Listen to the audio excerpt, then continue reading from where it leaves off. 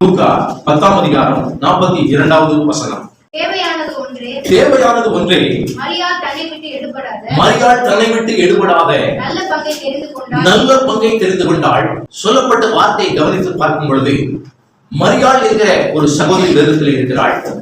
மார்த்தாள், மரியாள், இன்னும் அவருடைய சகோதரன் லாசரு. இந்த 3 பேரும் ஒரு குடும்பத்திலே வசிக்கிறார்கள்.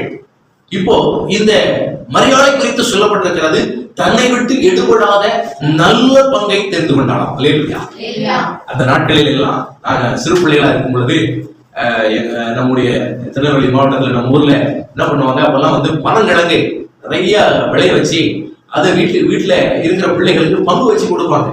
எப்படின்னு சொன்னாக்கா, அதெல்லாம் இங்க உள்ள பிள்ளைகளுக்கு தெரியுமான்னு தெரியல. ஏன்னா ஊர்ல உடனே தம்பி இருக்கு, இப்பவும் இருக்கு. பனங்கிழங்க பங்கு வச்சு ஒரு ஆளுக்கும் வீட்டுல இருக்க பிள்ளைகளுக்கு ஒரு 50 கிழங்கு 100 கிழங்கு அப்படி எடுத்து கொடுப்பாங்க. அதுல அடுத்தவங்க பங்குல இருந்து எடுத்து சாப்பிடுறதுலே ஒரு தனி சுகம் இல்லையா? நான் எங்க தாத்தா வீட்டுல போய் பாட்டி வீட்டுல தான் இருப்பேன். அவங்க பிள்ளைகளோட பிள்ளைங்க நான் ஒரே பையனால அங்க போய் இருப்பேன். எனக்கு ஒரு பங்கு கொடுப்பாங்க. ஆனால் அந்த பங்கு போதாது, அவங்களோட பங்குல இருந்து எடுத்து காய போட்டிருப்பாங்க, அதை எடுத்து உடனே நம்ம சாப்பிடுவோம். இது பங்கு, ஒருத்தருக்கும் குடும்பத்துக்கு கொடுக்கிற ஒரு பங்கு. இன்னொரு காரியங்களை பார்க்கும் பொழுது கிராமங்களில் எல்லாம் ஆடு வெட்டி அதை வந்து சேல்ஸ் பண்ணுவாங்க. கடை இருக்கும். கடை வந்து பாத்தீங்கன்னா எப்படி வந்து முதல்ல என்ன பண்ணுவாங்க, ஒரு பங்கு ஒரு ஆட்டுல எத்தனை கிலோ வரும்னு சொன்னா ஒரு 10 பங்கு வைப்பாங்க. 10 கிலோ வரும்னா 10 பங்கு வைப்பாங்க. எல்லா ஆட்டோல எல்லா ஊருக்குள்ளையும் போட்டு பங்கு வச்சு அதுல இருந்து தான் அதுக்கப்புறம் தான் இடம் போடுவாங்க. அதுக்கப்புறம் அதை இதை வந்து எடுத்துட்டு போவாங்க. அதே போல அங்கே அந்த பங்கு வரும் பொழுது நல்ல பங்கை தேர்ந்தெடுப்பார்கள் இல்லையா? எனக்கு எவ்வளவு நல்ல பெரிய பொருள் எங்கே இருக்கிறது, அதிகமாக எங்கே இருக்கிறது, அந்த பங்கு தான் வேணும்னு சொல்லி சிறு பிள்ளைகள் இருந்து பெரியவர்கள் வரையிலும் நமக்கு வேண்டிய பங்கை தேர்ந்தெடுப்பதிலே நாம் குறியாக இருப்போம் இல்லையா? பங்காளிகள் என்று சொல்கிறார்கள். இடம் போய் பங்கு வைக்கும் போது கூட எனக்கு 1 சென்ட் அதிகமா வந்தா நல்லா இருக்கும் அப்படின்னு நான் நினைப்பேன். என் தம்பி என்ன நினைப்பாரு, எனக்கு 1 சென்ட் அதிகமா வந்தா நல்லா இருக்கும்னு நினைப்பாரு. ஆனா இங்கே சொல்லப்பட்டிருக்கிற வார்த்தையை பார்க்கும் பொழுது தன்னை விட்டு எடுபடாத நல்ல பங்கை தெரிந்து விட்டாலும். அப்போ இந்த உலகத்தில் உள்ள பொருட்கள், உலகத்தில் உள்ள ஆஸ்திகள், உலகத்தில் உள்ள செல்வங்கள் எல்லாமே நம்மை விட்டு எடுபட்டு போகும் பொருள், எடுபட்டு போகும் பங்கு. ஆனால் இந்த மரியாள் தெரிந்து கொள்ளப்பட்ட இந்த நல்ல பங்கு என்பதை குறித்து இன்றைக்கு நாம் பார்க்க போகிறோம். மரியாள் தன்னை விட்டு எடுபடாத நல்ல பங்கை தெரிந்து கொண்டாள். அப்படி என்ன ஒரு நல்ல பங்கை தெரிந்து கொண்டாள் என்று பார்க்கும் பொழுது சுவிசேஷம் 10ஆம் அதிகாரம் 38ஆம் வசனத்தை வாசிப்போம். பின்பு அவர்கள் பிரயாணமாய் போகையில் அவர் ஒரு கிராமத்தில் பிரவேசித்தார். அங்கே மார்த்தாள் என்னும் பெயர் கொண்ட ஒரு ஸ்திரீ அவரை தன் வீட்டிலே ஏற்றுக்கொண்டார். மார்த்தாளுடைய, அதாவது மரியாளுடைய சகோதரி, அவரை சொல்றான், தன்னுடைய வீட்டிலே அவர்களை முதலாவது இயேசு கிறிஸ்துவை 3 பேரும் சேர்ந்து ஏற்றுக்கொள்கிறார்கள். அவன் மரியாள் முதலாவது அவள் தெரிந்து கொள்ளப்பட்ட ஒரு பங்கு என்னவென்றால் இயேசுவை தெரிந்து கொண்டாள். இயேசுவை தன்னுடைய வீட்டிற்கு அவள் சேர்த்து கொண்டாள், ஏற்றுக்கொண்டாள் என்று பார்க்கிறோம். ஆமென். அன்பு தேவனுடைய பிள்ளைகளே, நாம் ஆண்டவரை ஏற்றுக்கொள்ளுகிறவர்களாக இருக்க வேண்டும். ஆண்டவர் தான் நமக்கு நம்மை விட்டு எடுபடாத நல்ல பங்கு. இந்த உலகத்திலே எந்த பொருளும் நம்மை விட்டு விலகி ஓடிடும், நம்மை விட்டு எடுபட்டு போய்விடும். இயேசு கிறிஸ்து ஒருவரே நம்மை விட்டு எடுபடாத நல்ல பங்கு. விசுவாசிக்கிறீங்க? இன்னைக்கு நம்ம கொஞ்சம் பேர் வந்திருக்கிறோம். எந்த ஒரு நோக்கத்தோட வந்திருக்கிறோம்? ஐயா போனா ஒரு 1000 ரூபாய் 2000 நமக்கு தருவாங்க வந்தீங்க? இல்ல, இயேசுவை பார்க்கும்படி வந்தீங்க. இயேசுவை பார்க்கும்படி வந்தீங்க, நல்ல பங்கை பெற்றுக்கொள்ளும்படி வந்தீங்க. இயேசு உண்மையாகவே அவரை நாம் பெற்றுக்கொள்ளும் பொழுது, அவரை நாம் ஏற்றுக்கொள்ளும் பொழுது உண்மையாகவே சொல்கிறேன், அந்த பங்கு நம்மை விட்டு எடுபடாத நல்ல பங்கு. முதலாவதாக மரியாளுடைய காரியத்தை பார்க்கும் பொழுது, மரியாளுடைய குடும்பத்தில் இருக்கிற காரியத்தை பார்க்கும் பொழுது இயேசுவை ஏற்றுக்கொண்டார்கள்.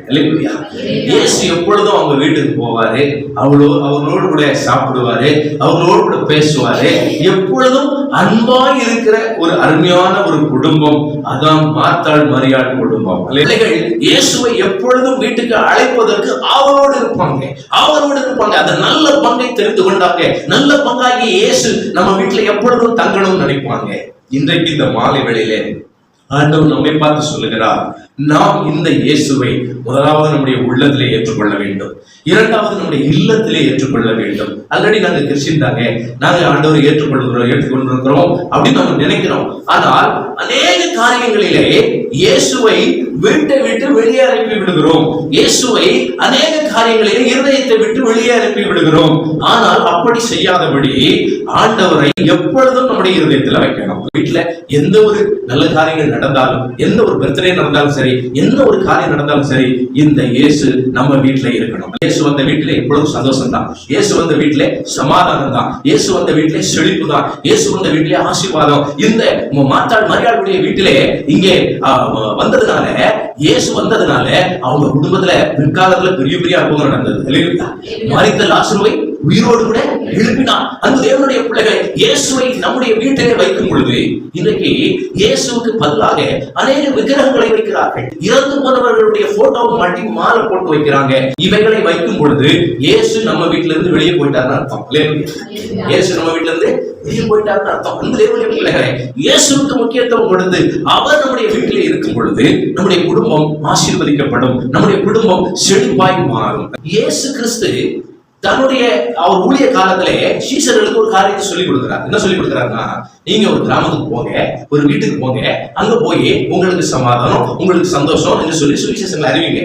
ஏற்றுக்கொண்டால் அவர்களுக்கு ஆசீர்வாதம், ஏற்றுக்கொள்ளவில்லை என்று சொன்னால் உங்களுடைய கிராமத்தினுடைய அந்த தூசியை நாங்கள் உதறிவிட்டு போகிறோம், உங்களுக்கு விரோதமாய் தூசியை உதறிவிட்டு போகிறோம் சொல்லி உதறிட்டு வந்திருக்கேன்னு சொல்லி ஆண்டவர் சொல்லி இருக்கிறார். அப்போ இயேசு கிறிஸ்து நம்ம வீட்டை நம்ம அவர் ஏற்றுக்கொண்டோம் சொன்னா அவர் நம்ம வீட்டுல வந்து ஆசீர்வாதத்தை கொடுப்பார். அநேக நேரத்தில் நம்ம சொல்லுகிறோம், எங்க வீட்டுல ஒரு அற்புதம் நடக்க மாட்டேங்குது, எங்க வீட்டுல ஒரு சந்தோஷம் இல்லை, ஒரு சமாதானம் இல்லை என்று சொல்லி அநேக நேரத்தில் நம்ம இதை குறித்து யோசிக்கிறோம். ஆனால் இப்படிப்பட்ட காரியங்களை தேவன் எதை எதிர்பார்க்கிறார் அவன் என்று சொல்லி அவரை ஏற்றுக்கொள்ளுகிறோமா, உள்ளத்தின் ஆழத்திலிருந்து அவரை ஏற்றுக்கொள்ளுகிறோமா, அல்லது வெளியரங்கமாக மேலோட்டமாக ஏற்றுக்கொள்ளுகிறோமா, உண்மையாக நாம் ஏற்றுக்கொள்ளுகிறோமா, இதை நாம் நினைத்து பார்க்க வேண்டும்.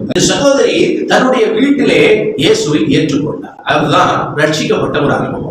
ஏற்றுக்கொள்கிறது என்பது இயேசுவை உள்ளத்தின் ஆழத்திலிருந்து நாம் விசுவாசித்து அவர் ஏற்றுக்கொண்டு இயேசுதான் உண்மையான தெய்வம், இயேசுதான் இந்த உலகத்தை படைத்தவர், இயேசுதான் நம்மை ஆசீர்வதிக்க முடியும் என்று நம்பி அவரிடத்திலே பாவ காரியங்கள்லாம் அறிக்கை செய்து விட்டு தேவனுடைய சமூகத்திலே நாம் வந்து போய் அவரிடத்தில் ரட்சிப்பை பெற்றுக் கொள்ளுகிற ஒரு அனுபவம் தான் இயேசுவை ஏற்றுக்கொள்கிற அனுபவம்.